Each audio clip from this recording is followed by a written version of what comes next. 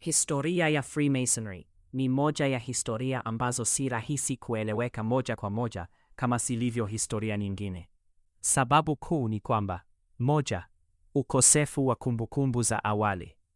Katika kipindi cha mwanzo kabisa, zama za kati, hakukuwa na utamaduni mkubwa wa kuandika kila kitu. Mambo mengi yalikuwa yakipitishwa kwa mdomo au kuhifadhiwa ndani ya vikundi vya siri. Hii ina maana kwamba sehemu kubwa ya historia ya mwanzo imepotea au haijawahi kurekodiwa kabisa. Pili, kuchanganyika kwa historia na hadithi. Freemasonry haikuandika tu historia yake, iliunda pia hadithi zake. Katika nyaraka za zamani zinazojulikana kama Old Charges, wanachama waliunganisha historia yao na simulizi za Biblia. Walidai kuwa ujuzi wa ujenzi ulianza tangu kwa watu kama Adam, Nuhu na Suleimani. Lakini wanahistoria wa kisasa wanasema wazi, hizi si historia za kuthibitishwa. Ni sehemu ya mythology ya Freemasonry. Hivyo basi, ili kuelewa Freemasonry, lazima utenganishe ukweli wa kihistoria, hadithi za kifumbo.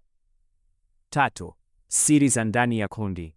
Freemasonry ni kundi ambalo tangu mwanzo wake lilikuwa na utamaduni wa kuficha baadhi ya taarifa, kutumia ishara badala ya maneno, na kuwasikiliziana kwa njia ya siri.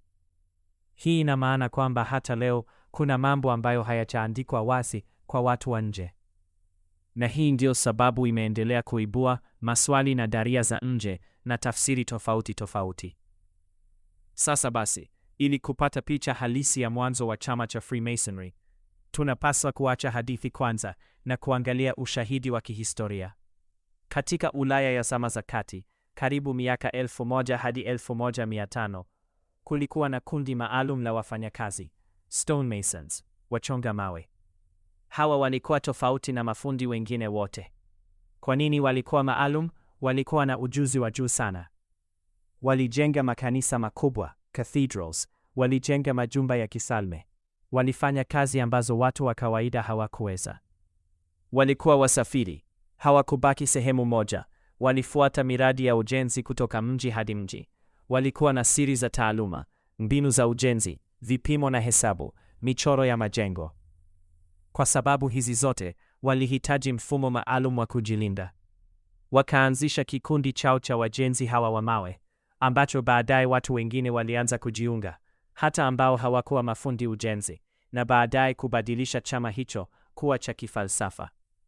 Kabla ya hao wengine kuanza kujiunga, hebu turudi nyuma kidogo. Dhana ya lodge ilipoanzia. Lodge ilikuwa ni mahali pa kukaa mafundi, sehemu ya kupanga kazi, kituo cha mafunzo. Lakini zaidi ya hapo, lodge ilikuwa kama jamii ndogo yenye sheria zake. Ndani ya lodge kulikuwa na uongozi, kulikuwa na nidhamu, kulikuwa na utaratibu wa kujifunza. Freemasonry ya mwanzo ilijengwa juu ya mfumo wa mafunzo. Moja, apprentice, mwanafunzi, alianza bila ujuzi, alijifunza kwa miaka mingi, alifanya kazi ndogo ndogo. Pili, journeyman, fellow, alianza kuwa na ujuzi, alifanya kazi kwa malipo, alisafiri kutafuta kazi. Tatu, master mason, alikuwa fundi kamili, aliweza kusimamia mwingine na alikuwa na siri zote za kazi. Mfumo huu wa hatua tatu ndio uligeuka baadaye kuwa degrees za Freemasonry ya kisasa. Kwa sababu mafundi hawa walikuwa wakisafiri sana, walihitaji kujuana na kujua nani ni fundi halisi na nani sio. Hapo ndipo walipoanza kutumia ishara za siri, maneno ya siri, alama maalum. Hizi ziliwasaidia kutambuana, kulinda taaluma yao, kuzuia watu wasio na ujuzi kuingia. Ingawa hawa walikuwa mafundi wa kawaida, tayari kulikuwa na dalili kwamba mfumo wao ulikuwa zaidi ya kazi tu. Kwa mfano, walikuwa na maadili ya ndani, walikuwa na mfumo wa nidhamu, walikuwa na utambulisho wa pamoja. Hii ndiyo mbegu iliyokuja kukua baadaye kuwa Freemasonry ya kisasa, ya kifalsafa na kijamii. Ndugu msikilizaji, sijui mpaka hapo tunapata taswira hawa na bwana wakivyoanza na walivyoanza kutambuana na kuweka mifumo yao. Mpaka hapo tumeona chanzo halisi cha Freemasonry kutoka kwa mafundi wa mawe. Sasa tunaingia kwenye eneo ambalo linafanya historia hii iwe ya kipekee sana. Maandishi yao ya kale na hadithi walizojijengea. Old charges ni nini hasa? Old charges zilikuwa nyaraka za zamani sana zilizotumiwa ndani ya lodges. Tukubaliane ninaposema lodges kwenye simulizi hii, na maanisha majumba au mahekalu ambayo wajenzi hawa, yaani Freemasonry, hutumia kukutana na kufanya vikao vyao. Sasa tuendelee na old charges. Hizi hazikuwa vitabu vya kawaida. Zilikuwa mchanganyiko wa sheria za kazi, maadili ya wanachamana, simulizi ya historia yao. Kwa lugha rahisi, zilikuwa kama katiba plus historia plus mafunzo ya maadili kwa wakati mmoja. Muundo wa old charges. Karibu nyaraka zote za aina hii zilikuwa na sehemu tatu kuu. Moja, historia ya asili, legendary history. Hapa ndipo walielezea chanzo cha uashi. Lakini badala ya kueleza historia ya mafundi wa Ulaya tu, walienda mbali sana hadi kwenye simulizi za kale kabisa. Walidai kuwa maarifa ya ujenzi yalitoka kwa watu wa mwanzo kabisa duniani.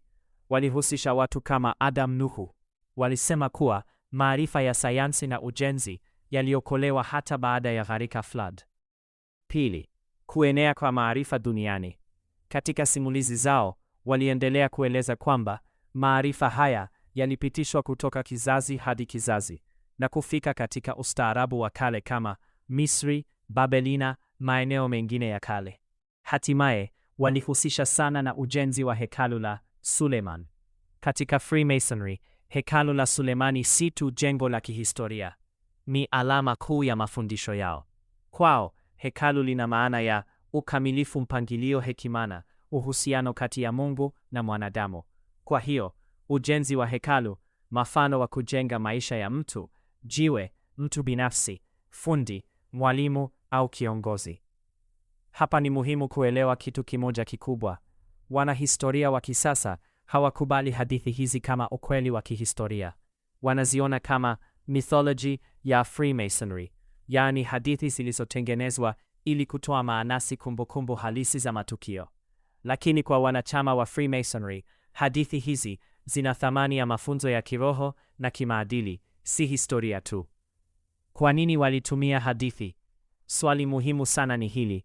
Kwa nini Freemasons walichagua kutumia hadithi badala ya historia halisi? Jibu lina mambo kadhaa. Moja, kufundisha kwa alama, symbolism.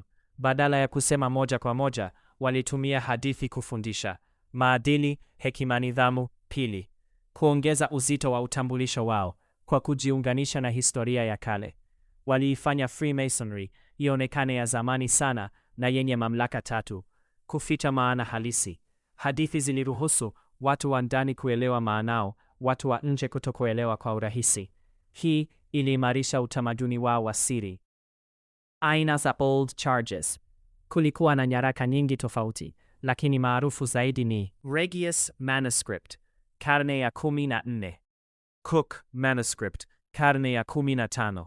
Hizi ndizo zinachukuliwa kama ushahidi wa mwanzo kabisa wa Freemasonry. Ndani yake kulikuwa na mashairi, maelezo ya maadili, historia za kifumbo. Katika kipindi hiki, jambo muhimu lilianza kutokea pole pole. Freemasonry ilianza kubadilika kutoka kazi kwenda maana. Hii inaonekana kwa mambo kama kuongezeka kwa alama, kuongezeka kwa mafundisho ya maadili, kupungua kwa umuhimu wa kazi halisi ya ujenzi, kuanza kwa fikra za speculative. Hapa ndipo tunaona mwanzo wa kile kinachoitwa speculative Freemasonry. Hii ni Freemasonry ambayo haijishughulishi tena na kujenga majengo, bali inajishughulisha na kujenga fikra na tabia. Na hii ilifungua mlango kwa watu wasiokuwa mafundi kuanza kujiunga. Mpito mkubwa. Kuingia kwa kutoka mwanzo mpaka hapa. Tumeona jinsi Freemasonry ilivyoanza kutumia hadithi na alama. Sasa tunafika kwenye hatua muhimu sana katika historia yake, ambayo ni kwanza kujiunga kwa watu wasiokuwa mafundi wa mawe. Hii ndio hatua iliyobadilisha kila kitu. Hatua hii ni hatua ya accepted Masons, yani wanachama waliokubaliwa kujiunga. Swali ni je, hao accepted Masons ni akina nani? Hawa walikuwa watu ambao hawakuwa wachonga mawe, hawakuwa wajenzi, hawakufanya kazi za uashi, lakini bado walikubaliwa kuingia kwenye lodges. Walikuwa ni wasomi, viongozi wa kijamii, watu wa tabaka la juu na wanafalsafa. Ndio maana waliitwa accepted Masons, yani waliokubaliwa. Sasa kwa nini waliingizwa? Hili ni swali muhimu sana katika historia. Hakuna jibu moja tu, lakini wanahistoria wanatoa sababu kadhaa. Moja, kupungua kwa kazi za ujenzi. Kadri karne zilivyopita, ujenzi wa makanisa makuu ulipungua, mahitaji ya mafundi maalum yakapungua. Hii ilisababisha lodges kupoteza umuhimu wao wa kiuchumi. Kwa hiyo walihitaji njia mpya ya kuendelea kuwepo. 2. Kuvutiwa na mfumo wao wa siri. Watu wa tabaka la juu walivutiwa na ishara za usiri za utaratibu wao. Kwao, Freemasonry ilionekana kama kundi la kipekee lenye hekima ya siri. 3. Mahali pa kukutana na kubadilishana mawazo. Katika kipindi hicho, karne ya 1600 hadi 1700, Ulaya ilikuwa inaingia katika zama za Enlightenment, mwanga wa fikra. Watu walikuwa wakitafuta maarifa, uhuru wa kufikiri, majadiliano ya falsafa. Lodges zikawa sehemu salama ya kukutana na kujadili mawazo haya. Mabadiliko ya ndani ya Freemasonry. Kadri accepted Masons walivyoongezeka, mambo yalianza kubadilika polepole. 1. Alama zilipata maana mpya. Zana za ujenzi zilianza kufasiriwa kwa njia ya kiroho. Miundo, nguvu ya kubadilika, kipimo, usawa na haki, jiwe, tabia ya mtu. 2. Mafundisho yakawa ya kifalsafa. Freemasonry haikuwa tena kuhusu kujenga majengo, bali kujenga mtu wa ndani. Walifundisha maadili, dhamira, kujitambua. 3. Siri zikawa sehemu muhimu zaidi. Kadri walivyokuwa na watu wa nje, waliongeza uzito wa siri. Siri zilikuwa njia ya kuwatenganisha wanachama na wasiokuwa wanachama, njia ya kujenga uaminifu. Rekodi za kwanza za wanachama halisi. Hapa ndipo tunaanza kupata ushahidi wa kihistoria ulio wazi. Mifano muhimu. Mwaka 1641, Robert Moray alikuwa mwanasayansi na mwanajeshi, aliingizwa rasmi kwenye lodge. Hii ni moja ya rekodi za kwanza kabisa. Mwaka 1646, Elias Ashmole alikuwa msomi na mwanafalsafa, aliandika tukio la kuingizwa kwake. Hii ni muhimu sana kwa sababu ni ushahidi ulioandikwa moja kwa moja.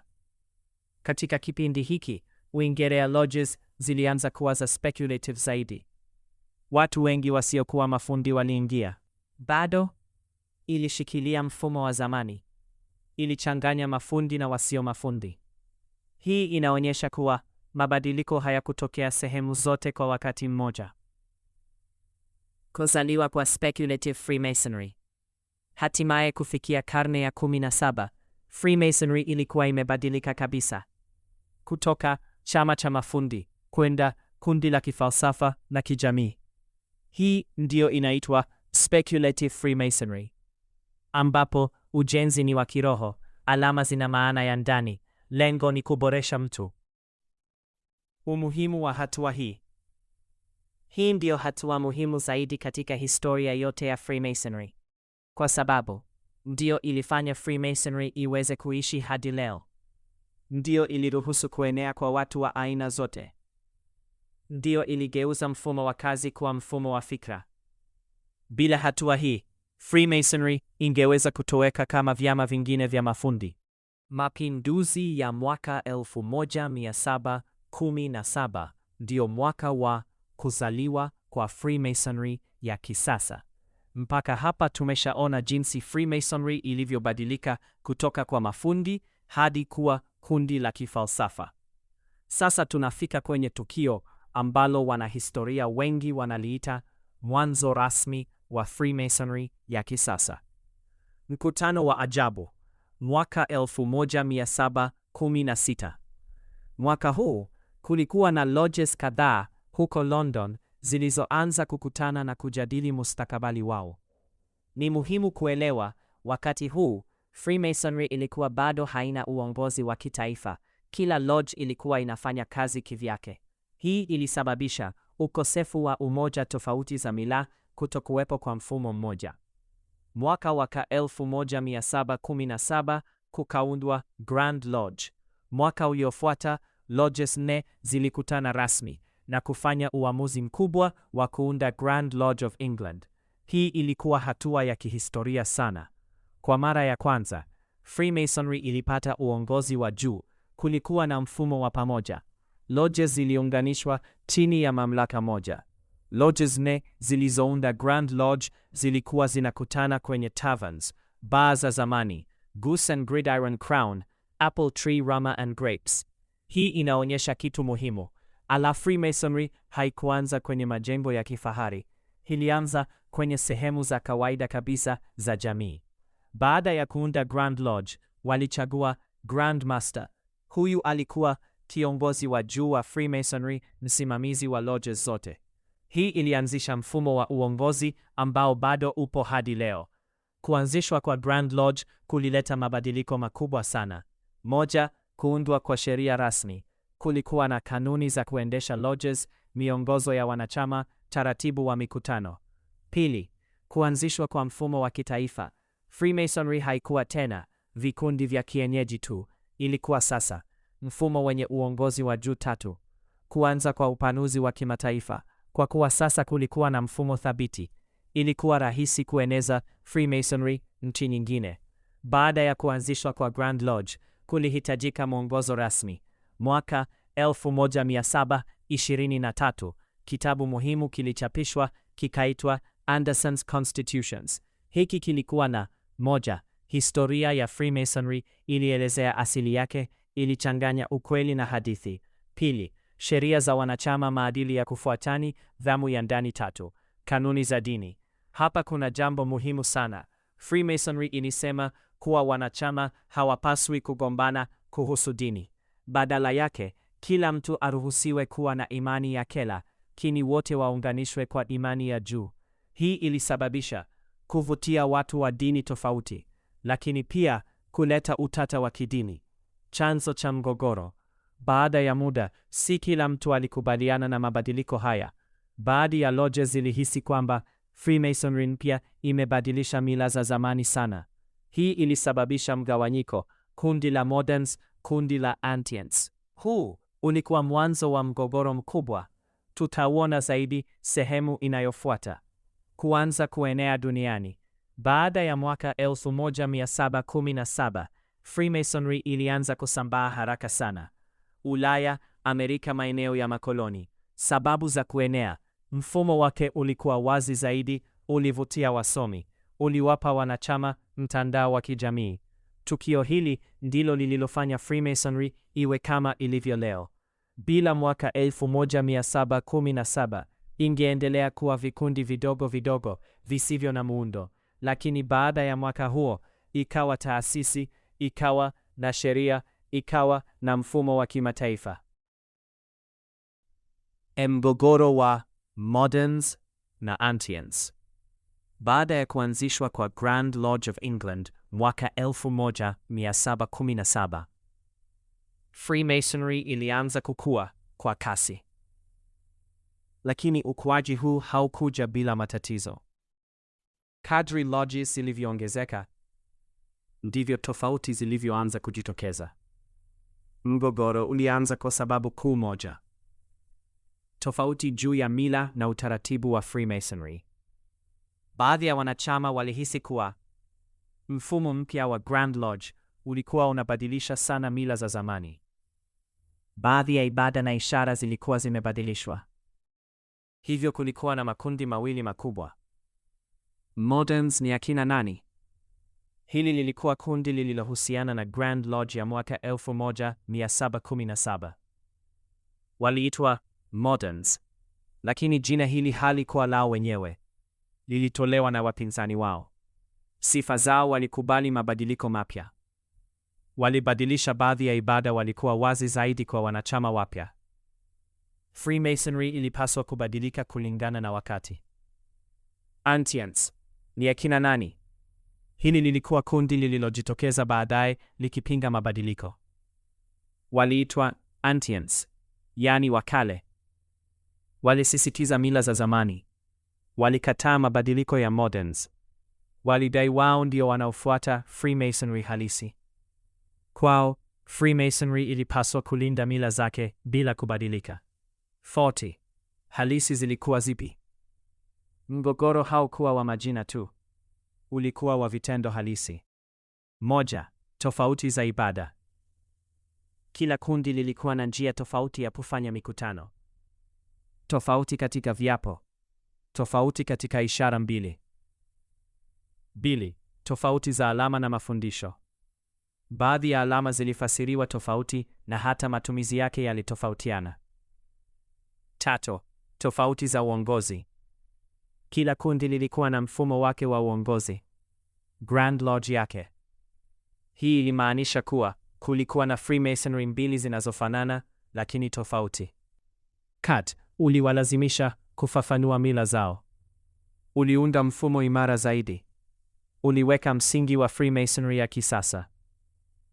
Athari kwa dunia nzima.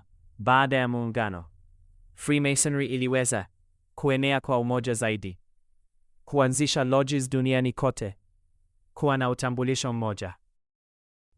Kuenea duniani na ushawishi wake. Baada ya muungano wa mwaka 1813 na kuundwa kwa United Grand Lodge of England, Freemasonry iliingia kwenye hatua mpya kabisa, kutoka kuwa mfumo wa Ulaya kuwa mtandao wa kimataifa.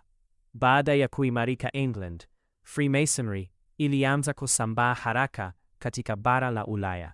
Ilifika nchi kama Ufaransa, Ujerumani, Italia, Hispania. Katika nchi hizi, lodges zilianzishwa, mila zilichukuliwa na kubadilishwa kidogo kulingana na utamaduni wa eneo. Freemasonry ikawa sehemu ya maisha ya wasomi. Ufaransa ilikuwa moja ya maeneo muhimu sana. Huko, Freemasonry ilipata ladha tofauti kidogo. Ilichanganya falsafai, ilihusishwa na mawazo ya uhuru na usawaili, ilivutia watu waliotaka mabadiliko ya kijamii. Baadhi ya wanahistoria wanaona kuwa mawazo ya Freemasonry yalikuwa na mchango fulani katika mazingira yaliyopelekea French Revolution. Ingawa ni muhimu kusema, hakuna ushahidi wa moja kwa moja kuwa Freemasonry ilianzisha mapinduzi hayo, lakini ilihusishwa na mawazo yaliyokuwepo wakati huo. Freemasonry pia ilienea sana katika makoloni ya Amerika. Huko ilipata nguvu kubwa sana, hasa miongoni mwa viongozi. Miongoni mwa wanachama maarufu, George Washington, Benjamin Franklin. Kwao, Freemasonry ilikuwa sehemu ya mtandao wa viongozi, mahali pa kubadilishana mawazo, njia ya kuunganisha watu wa tabaka la juu. Wanachama mashuhuri. Kadri Freemasonry ilivyoenea, ilivutia watu wa hadhi kubwa. Viongozi wa kisiasa, maraisi, mawaziri, wanajeshi, wasomi, wanafalsafai, wanasayansi, waandishi. Hii ilisababisha Freemasonry kuonekana kama kundi la watu wenye ushawishi mkubwa. Kwa nini ilikuwa na mvuto mkubwa? Freemasonry ilivutia watu kwa sababu kadhaa. 1. Mtandao, network. Kujiunga kulimaanisha kuunganishwa na watu wenye nguvu na ushawishi. 2. Heshima na hadhi. Wanachama walionekana kama watu wa hadhi ya juu. 3. Mafundisho ya maadili. Ilifundisha nidhamu, adili, kujiboresha. 4. Uhuru wa mawazo. Katika kipindi ambacho baadhi ya jamii zilikuwa na vikwazo, lodges zilitoa nafasi ya kujadili mawazo kwa uhuru. Freemasonry na siasa. Swali ambalo limeulizwa sana ni, je, Freemasonry ilihusika na siasa?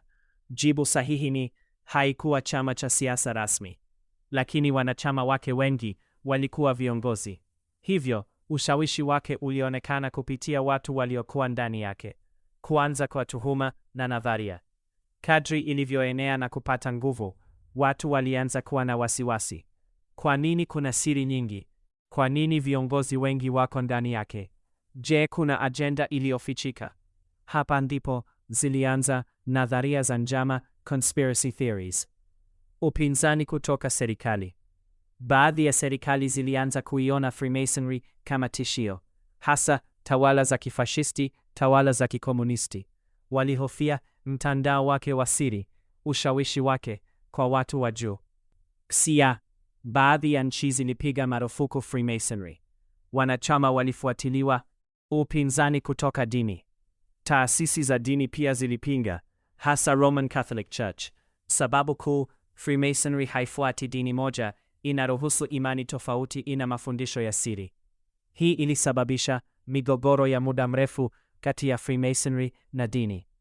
Kuenea Afrika na maeneo mengine. Kupitia ukoloni na biashara, Freemasonry ilifika Afrika, Asia, Mashariki ya Kati. Lakini mara nyingi ilianza miongoni mwa wakoloni na tabaka la juu. Baadaye ndipo wenyeji walianza kujiunga. Hali yake katika jamii. Katika baadhi ya nchi, Freemasonry ilikuwa ishara ya mafanikio, mtandao wa kijamii. Katika nyingine, ilionekana kama kundi la siri lenye nguvu ya ajabu. Ibada, alama na mfumo wa ndani. Baada ya kuona historia na kuenea kwake, sasa tunaingia ndani ya kile kinachofanyika kwenye lodges za Freemasonry. Hapa ndipo tunakutana na ibada, rituals, viapo, alama na mfumo wa ngazi, degrees. Lodge ni nini hasa katika ngazi ya ndani?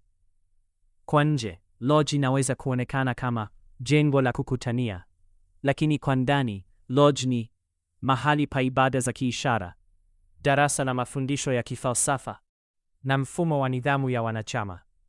Kila lodge ina viongozi wake, utaratibu wake na ratiba ya mikutano. Ibada, rituals ni zipi? Freemasonry inajulikana sana kwa matumizi ya rituals. Hizi si ibada za kidini kama kanisani au msikitini. Ni matendo ya kiishara yenye mafundisho ya ndani. Ibada hizi zinahusisha kuigiza matukio ya kihistoria au ya kifumbo, kutumia alama mbalimbali, kufundisha maadili kwa njia ya hadithi. Mfumo wa degrees, ngazi. Freemasonry ina mfumo wa hatua ambao mwanachama hupitia. Degree ya kwanza, entered apprentice. Hii ni hatua ya mwanzo kabisa. Mtu anaanza kujifunza, anaelekezwa kwenye maadili ya msingi, anaingia rasmi kwenye undugu. Degree ya pili, fellowcraft. Hapa mwanachama anaendelea kujifunza zaidi, anapata maarifa ya kina zaidi, anaelewa alama nyingi zaidi. Degree ya tatu, master mason. Hii ndio hatua muhimu zaidi ya msingi. Mwanachama anakuwa sehemu kamili ya Freemasonry, anajifunza mafundisho ya juu zaidi ya msingi, anahusika kikamilifu katika shughuli za lodge. Maana ya degrees. Degrees hizi si tu vyeo, ni safari ya ndani ya mtu. Kila hatua ina mafundisho ya kimaadili, mafumbo ya kiishara, mafunzo ya kujiboresha. Ngazi za juu zaidi. Baada ya Master Mason, kuna mifumo mingine ya juu kama Scottish Rite, York Rite. Hizi zina degrees nyingi zaidi, hadi 33 kwa Scottish Rite. Lakini ni muhimu kuelewa, hizi si lazima kwa kila Freemason, au ni nyongeza kwa wanaotaka kuendelea zaidi. Ishara za siri. Moja ya vitu vinavyovutia sana ni ishara za siri. Hizi ni pamoja na handshake maalum, maneno ya siri, ishara za mikono. Zilitumika zamani kutambuana, kutambutisha uwanachama, na bado zinatumika hadi leo. Viapo. Kabla ya kuingia katika kila degree, mwanachama huapa kiapo.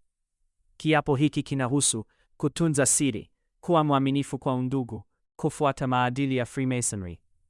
Hii ndio sehemu ambayo imeleta utata mkubwa, kwa sababu baadhi ya watu wanaona viapo hivi ni vizito sana, vinaweza kupingana na imani za kidini.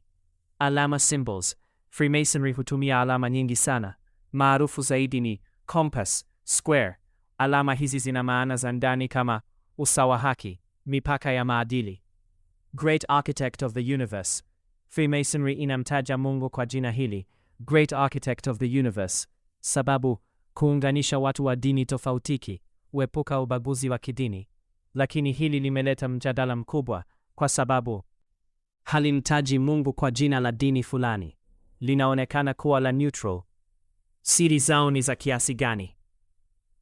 Hapa kuna ukweli muhimu. Baadhi ya mambo yao yanajulikana hadharani, lakini baadhi yanaendelea kubaki siri. Siri hizi zinahusu maudhui ya rituals, baadhi ya mafundisho ya ndani, ishara maalum. Je, ni ibada za kidini? Freemasons wanasema wazi, AP, Freemasonry si dini, lakini ina ibada, ina viapo, ina lugha ya kiroho. Ndiyo maana baadhi ya watu wanaiona kama kitu kinachokaribia dini. Madai ya upinga Kristo, Biblia na ukweli halisi upoje? Baada ya kuona historia, kuenea na ibada za Freemasonry, sasa tunaingia kwenye eneo lenye mjadala mkubwa zaidi. Madai Freemasonry ni ya upinga Kristo. Kwa miaka mingi, watu mbalimbali, hasa baadhi ya Wakristo, wamekuwa wakidai kwamba Freemasonry ni ya siri sana, inachanganya dini na inaweza kupingana na Ukristo.